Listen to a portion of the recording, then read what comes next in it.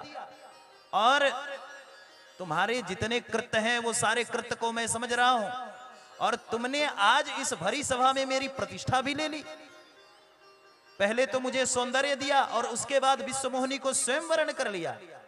इसलिए जाओ, मैं तुम्हें श्राप देता हूं कि इस पृथ्वी पर तुम्हें फिर से आना पड़ेगा, और तुम इस पृथ्वी पर आओगे, और जिस सौंदर्य को तुमने दिया है, मैंने जाकर के जल में इस सौंदर्य को देख लिया है।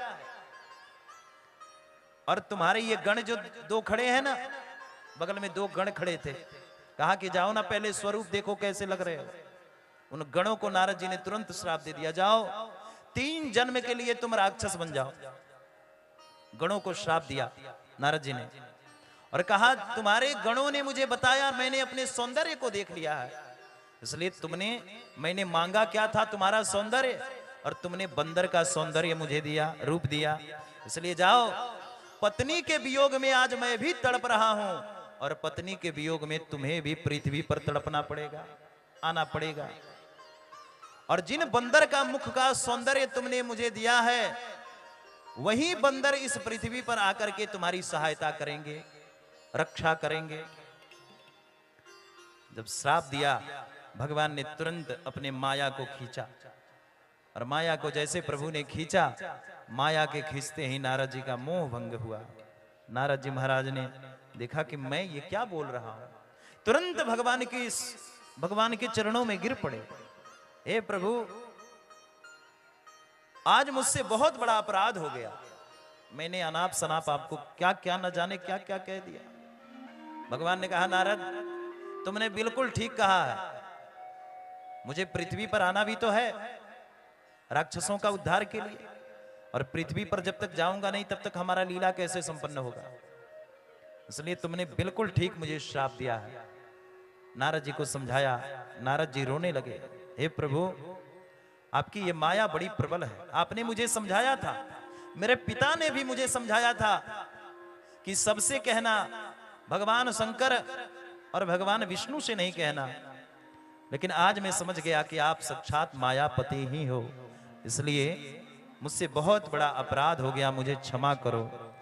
जेहि विधिनाथ होई हित मोरा, जेहि विधिनाथ होई हित मोरा, जेहि विधिनाथ होई हित मोरा, विधिनाथ होई हित मोरा, करहु सुबेगी दास मैं तोरा, करहु सुबेगी दास मैं तोरा।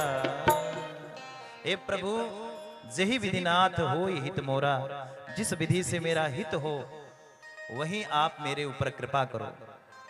भगवान ने ढेर सारा आशीर्वाद दिया। श्री सूत जी कहते हैं, नारद जी के मोह को प्रभु ने भंग कर दिया, मायापति ने।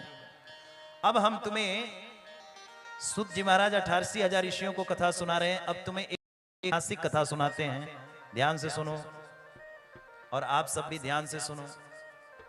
कहते हैं सूत जी, ऋषियों, एक समय की बात है कि एक गुण निधि नाम के राजा थे, महादेव के परम भक्त थे, नित्य प्रतिदिन महाराज ठाकुर जी की सेवा में लगा रहते थे। यज्ञदत्त इनका नाम है। इनका एक पुत्र हुआ जिसका नाम है गुण निधि। नाम केवल इसका गुण निधि है, परंतु जितने इसके कर्म हैं सब उल्टा हैं, उटपटांग कर्म है। छोटे छोटे बच्चों को पकड़ करके महाराज कुआं में फेंक देता है, जहां जाता है वहीं लड़ाई झगड़ा कर लेता है। महाराज यज्ञदत्त हमेशा परेशान रहने लगे इस गुण निधि नाम के पुत्र से, और परेशान होकर के एक बार अपने घर से इस पुत्र को निकाल दिया।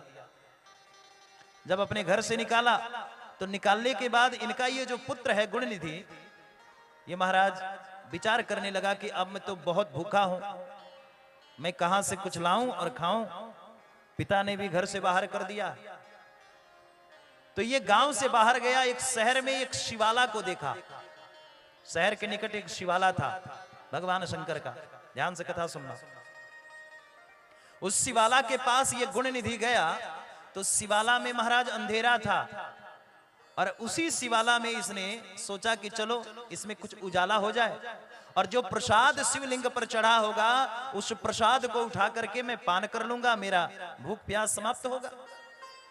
तो इसने, ये तो चोर था, चोरी करने के लिए मन में विचार बनाया कि महादेव का प्रसाद चोरी करके पालूंगा, कोई जानेगा भी नहीं। अपने वस्त्र को निकाला और वस्त्र को निकाल करके उसमें आग लगा दिया, अपने ही वस्त्र को गुणनिधि ने, और अपने वस्त्र को निकाल करके उसमें आग लगा दिया। आग जब लगाया तो महादेव के मंदिर में उजाला हो गया और प्रसाद को लेकर के और स्वयं से पा लिया। देखो महादेव कितने कृपालु हैं, स्वयं से पा लिया। पाने के बाद जब इसकी मृत्यु हुई तो महाराज मृत्यु होने के बाद यमदूतों ने कहा कि महादेव के मंदिर में इसने एक बार उजाला किया है, इसलिए इसको सुंदर गति मिलना चाहिए। विचार करो आप, ये तो चोर था, गया था प्रसाद चोरी करने के लिए, लेकिन महादेव के मंदिर में इसने अपने वस्त्र पे आग लगा करके उजाला कर दिया। इससे महादेव प्रसन्न हो गए। महादेव के दूतों ने यम